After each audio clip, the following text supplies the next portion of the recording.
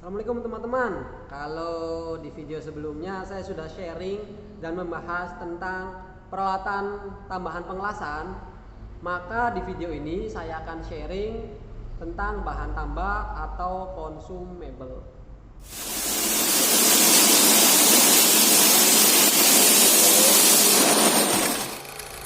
Pada proses pengelasan SMAW atau Shielded Metal Arc Welding, consumable atau bahan tambah yang diperlukan adalah elektroda. Setiap elektroda mempunyai spesifikasi yang berbeda-beda. Hal ini dikarenakan komposisi kimia yang terkandung di dalam elektroda sangat berpengaruh terhadap hasil pengelasan. Baik itu sifat mekanik, yaitu kekuatan tariknya, kekerasan, ataupun impact. Atau juga terhadap struktur logam las atau metalografi. Namun tujuannya tetap sama, untuk mendapatkan hasil pengelasan yang memenuhi standar keberterimaan atau acceptance kriteria dan tidak ada cacat las atau welding discontinuities baik saat uji visual maupun dilakukan uji merusak, destructive test, dan juga uji tidak merusak atau non-destructive test NDT. Ada standar tertentu yang dipergunakan oleh para pelaku industri pengelasan untuk bisa menentukan elektroda apa sih yang akan dipakai dan besaran arus listrik yang akan diperlukan. Standar yang umum dipakai adalah standar yang ditentukan oleh AWS atau American Welding Society, yang merupakan badan pengelasan resmi di Amerika Serikat. Standar yang ditetapkan oleh badan ini telah diakui secara luas dan dipergunakan sebagai standar pengelasan di berbagai negara. Untuk pengelasan karbon steel atau baja karbon, standar yang kita gunakan adalah AWS A5.1. Setiap elektroda berdasarkan AWS seperti berikut ini memiliki kode EXXXX atau EXXXXX. Jadi ada elektroda yang memiliki 4 atau 5 digit angka setelah huruf E. Untuk elektroda yang tercantum 4 digit, maka 2 digit pertama menandakan kekuatan tarik minimum dengan satuan KSI atau kilo pound square inch. Untuk elektroda yang tercantum 5 digit, maka 3 digit pertama menandakan kekuatan tarik minimum dengan satuan yang sama, yaitu KSI, kilo pound square inch. Kemudian digit pertama dari belakang pada masing-masing elektroda menandakan jenis komposisi kimia dari flux yang nanti juga berpengaruh terhadap penetrasi, arus, dan polaritas yang digunakan.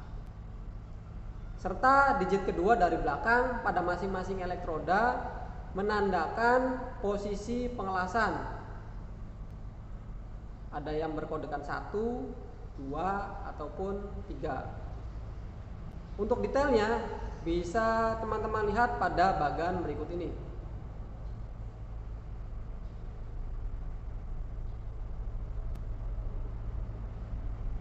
Pada video ini saya akan sharing beberapa contoh elektroda yang umum digunakan ya. Ini ada 2 elektroda dengan produsen yang berbeda, namun dengan kode elektroda yang sama. Di sini sama-sama tertulis E6013 dengan diameter elektroda 3,2 mm. Kita juga bisa lihat pada box produsen elektroda. Di sini tercetak E6013, artinya ada 4 digit setelah huruf E. E artinya elektroda, 60 artinya kekuatan tarik minimum, yaitu sebesar 60 KSI atau 60.000 PSI. Ada angka 3 artinya high titania potasium dengan polaritas AC atau DC plus atau DC min. Kemudian angka 1 menandakan bisa digunakan untuk semua posisi pengelasan. Nah, kita bisa lihat pada box masing-masing produsen elektroda ini ya. Dari deskripsinya di sini kita bisa lihat bahwa RD260 ini fluxnya adalah jenis rutil medium selulose dan bisa digunakan untuk semua posisi pengelasan kecuali vertikal ke bawah. Bisa digunakan juga pada jenis arus AC dan DC. Selanjutnya pada bagian bawah ada rekomendasi arus, baik itu AC, DCEP atau DCEN. Kita bisa lihat untuk diameter 3,2 mm dengan panjang kawat elektroda 350, arus yang direkomendasikan adalah 80 sampai 140. Jadi teman-teman bisa menyesuaikan arus yang digunakan seperti itu. Kemudian di sini juga bisa terlihat kode AWS A5.1E6013. Tipe of coveringnya high titania, use penggunaannya untuk mild steel adalah AWS A5.1E6013. Tipe of coveringnya adalah high titania, sama penggunaannya adalah mild steel. Kemudian di sini ada juga rekomendasi arus untuk diameter ini 3,2 mm dengan panjang 350 mm. Arus yang digunakan juga berbeda-beda. Untuk flat atau posisi datar 60 sampai 125, kemudian ada untuk vertikal ataupun overhead 60 sampai 125. Dan polaritas yang bisa digunakan AC atau DC plus dan juga DC min. Nah, itu untuk elektroda tipe E6013. Ada juga elektroda E7016. Nah, dengan kode LB52U. Di sini tercantum arus yang direkomendasikan, kemudian digunakan untuk apa, yaitu one side welding dan untuk posisi flat, serta polaritasnya bisa AC atau DC plus min. Kemudian ada tambahan bahwa DC min is only for root pass, artinya ketika polaritasnya adalah DC min maka digunakan untuk proses root pass. Kalau tadi ada elektroda 7016 dengan kode LB52U, maka ini ada kode LB52 nya saja dengan diameter 3,2 ya. Bisa digunakan untuk posisi flat, vertikal, dan overhead dengan polaritas AC atau DC plus ya. Kalau tadi ada DC min-nya bisa DC min, DC plus, kalau ini hanya DC plus.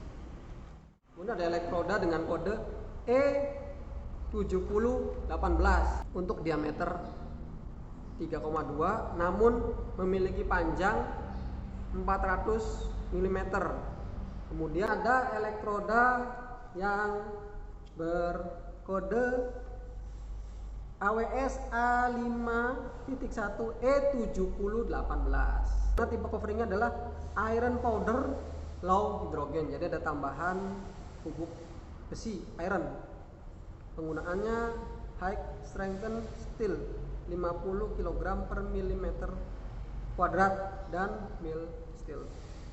Sini juga ada rekomendasi arus yang digunakan. Dan posisi pengelasannya apa saja? Flat, vertikal, dan juga overhead. Untuk polaritasnya yang digunakan yaitu AC dan DC plus. Dibandingkan elektroda yang lain, ini paling panjang. Nah, kita bisa lihat. Nah, ini elektrodanya Itu dia video yang bisa saya sharing ke teman-teman. Semoga semakin menambah wawasan serta pengetahuan teman-teman tentang consumable atau bahan tambah yang digunakan saat pengelasan. Bantu support channel ini dengan memberikan like, komen, dan juga subscribe serta nyalakan loncengnya. Sampai jumpa di video selanjutnya. Welding asik-asik, jos. Terima kasih. Assalamualaikum warahmatullahi wabarakatuh.